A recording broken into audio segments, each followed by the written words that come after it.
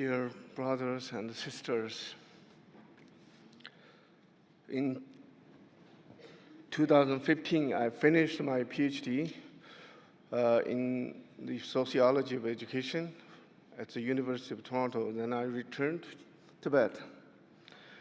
Late next year, I got a phone call from my brother.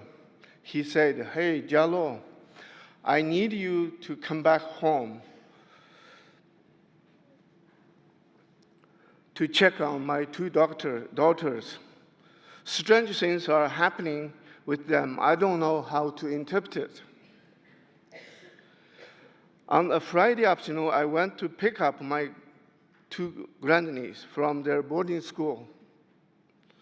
But this was not just boarding school. It was a boarding preschool.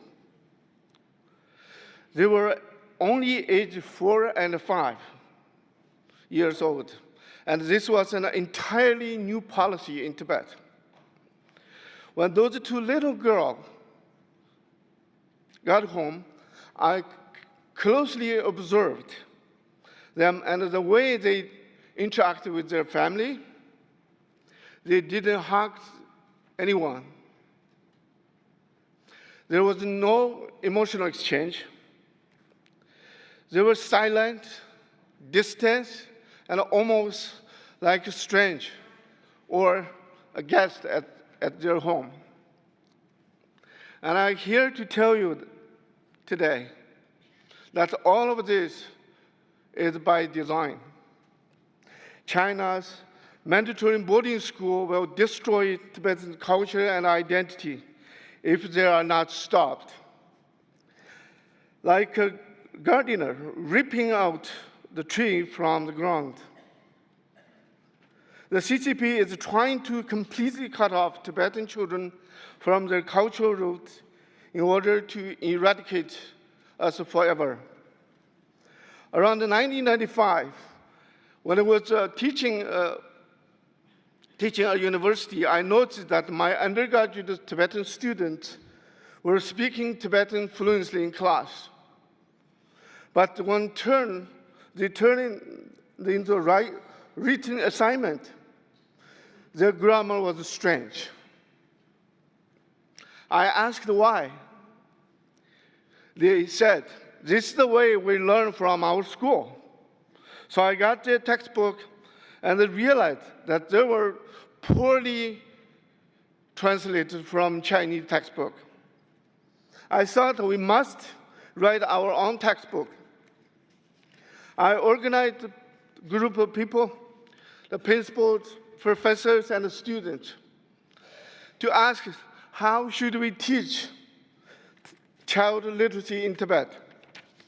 Together, we came up with an outline, and then it was my job to write the book.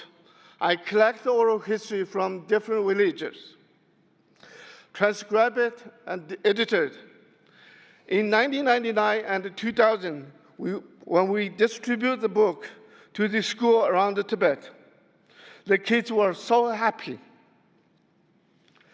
And their parents kept asking to borrow their book. Parents said, "Wow, your school is teaching this?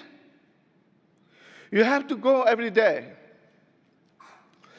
Their enthusiasm and pride in our culturally relevant textbook and on our own language majorly increased daily attendance. In 2009, when I heard a rumor that China was planning a mandatory preschool program in Tibet for children aged 4 to 6, I thought we must get ahead of this. Let's bring everyone back together to discuss what we would want as a mother tongue-based curriculum and give our recommendation to the Chinese government. But I was in Canada when Xi Jinping announced a new preschool policy. It wasn't until I saw my grandniece that I realized that their boarding preschool curriculum was worse than everything we could have imagined. So for 3 years, I traveled across eastern Tibet, visited more than 50 boarding preschool, meeting with students, principals, and local people. And I was nearly identical to my grandniece's experience. Students are forced to speak in Mandarin. Teacher can only use the CCP-approved textbook.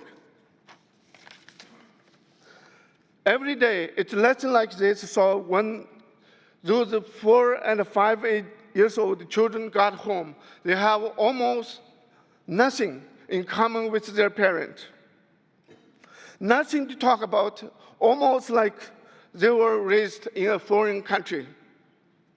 When I asked my brother, what would happen if you don't send the girls to the boarding preschool? He teared up and said, the girls will be blocked from getting an education for the rest of their life. Even if most Tibetans don't agree with this policy or Beijing's curriculum, they have no choice. This is why 1 million Tibetan children are in boarding school today. And this number means that 3 out of every 4 school-age Tibetan children now live separate from their parents and in the control of Chinese state. As an educator, I can tell you that China's pedagogy is very advanced. They are brainwashing an entire generation of Tibetan kids so successfully that they won't know how to practice their own language, culture, and religion in their homeland. The Communist Party is trying to force our Tibetan children to become Chinese. If this continues, then China will end Tibet's 5,000 years old civilization.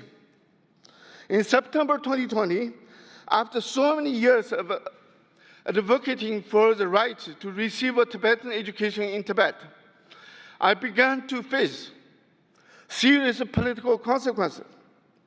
I tried to fight this, but a well-known lawyer recommended that I live quietly right away before I'm in physical dangers. I was shocked. It feels so saddened, but I packed up all my things and had the last dinner with my family. I told them I can't stay here anymore. It is possible we won't see each other for the rest of my life. But I couldn't bear to tell my 80 years old father the truth. So I just said, I have to go, but I will be back soon. Today I live with my wife and daughter in Canada. And I have watched the Canadian Prime Minister and the parliamentarians and even Pope Francis apologize for forcing indigenous kids into the residential school. And yet today, in 2023, China is intentionally recreating the genocidal system in Tibet. And it's nearly 10 times the scale. The only thing that will stop Xi Jinping and the Chinese Communist Party is the international pressure and the sanctions. We must force them to end this practice, or Tibet will cease to exist. Thanks very much. This my flag represents my whole nation. Thank you.